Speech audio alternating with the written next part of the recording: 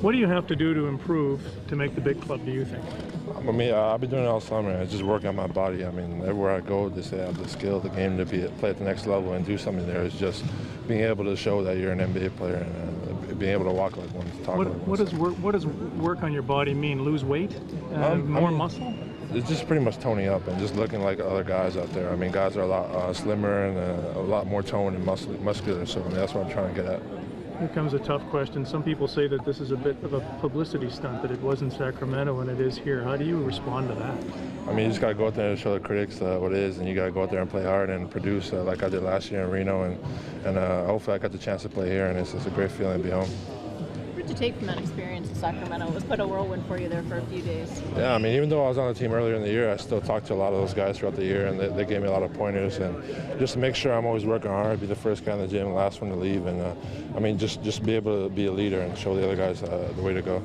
You developed quite a relationship there with the owner there, and I mentioned some of the team as well. What did you take from those experiences and those people? I mean, Vivek's like a guy I always talk to. I still have his number, and we still talk. So, I mean, it's a guy that look out for me, and I always look out for him. I mean, he gave me a great opportunity to play for a team like that and be in an organization like that, and I'm grateful for that every day.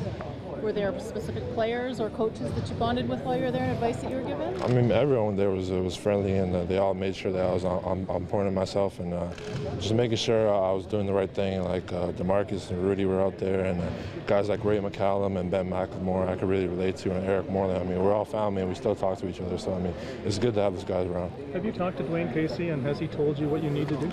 Throughout the summer, I kind of talked to him, but it wasn't really regarding this, and. I mean, I kind of got a chance to get with him, and he just kind of told me things I need to work on, like you said, my body, and just being able to have a better feel for the game. I mean, those are two big things I need to work on.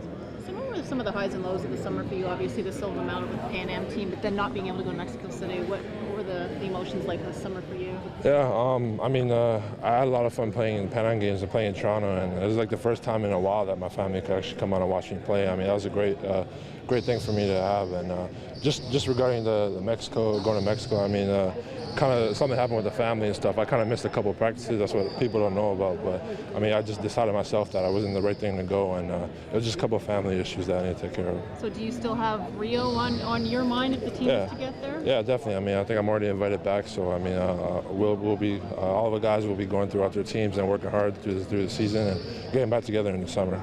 Sim, your little brother.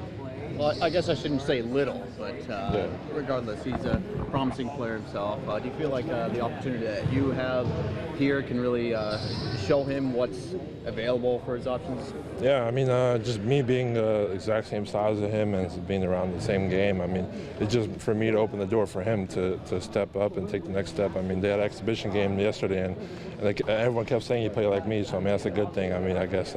And he's really working hard out there, and he's losing weight. I mean, he's down to under 300 pounds now. I mean, that's big for a guy that's 7'3", and he's really busting his butt out there, so everything's good. As you look at your brother playing in college, do you ever wish you'd stuck around a little bit longer to play with him? How do you feel about it now? I mean, you can't really take that back now. I mean, but I'm happy with the decision I made, and I'm enjoying life so far. I mean, it's great for me.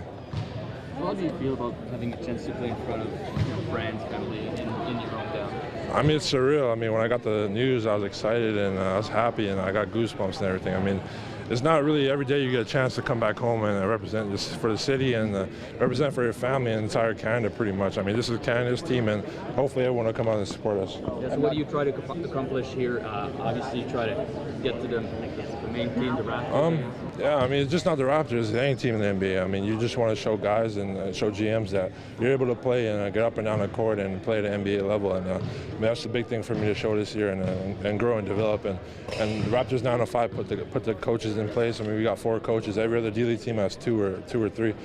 We got the 3 trainers. No other team has more than probably 2. I mean, they're really invested in this, and they want to see us succeed.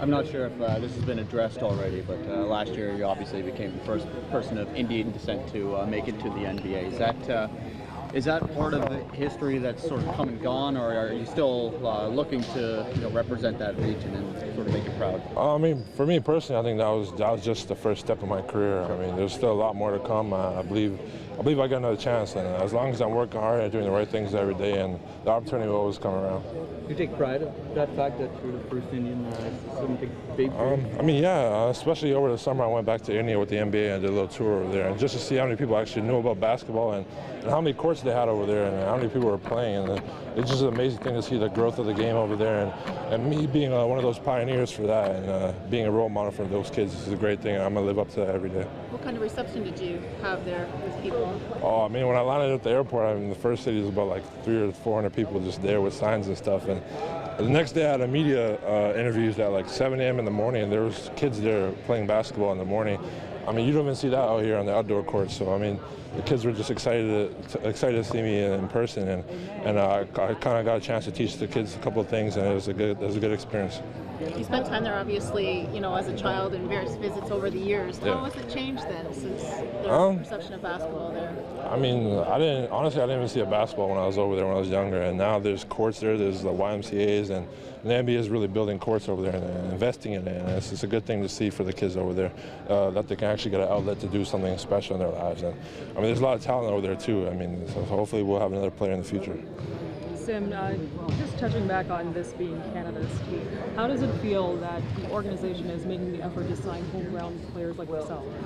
I mean, it's just showing that the community, I mean, the team wants to give the guys from the community a chance and guys from the hometown to give them a chance to play in front of their families and getting a chance to play in their hometowns and represent for their cities. I know it takes a lot more pride. I know every day I'm going to go out there and play harder just because I'm playing for entire Canada for the city of Toronto. How many tickets do you need for opening night at the Hershey Center? I gotta see how much I get first. I mean, because I know they only give you like 4 or something like that. So I'm gonna have to ask a couple of my teammates for a couple extras. You mentioned some people on the Kings that you had grown close with that I guess were acting as mentors. Is there someone on the Toronto Raptors, or maybe more than someone that has been working with you? Yeah, I mean, guys like Jamal McGlory over the summer, I kind of got a couple workouts with him, and guys like James Johnson. I mean, me and him grew close together over the summer, and like a guy like Jonas Valanciunas and Corey's on the team, and Anthony's on the team now too, guys I grew up with. So I mean, there's always going to be a guy there that I can look up to and call and ask for advice whenever I really need a chance. When you see those big men and what they've accomplished in the NBA, does it show you what you have to do, where I guess what the gap is?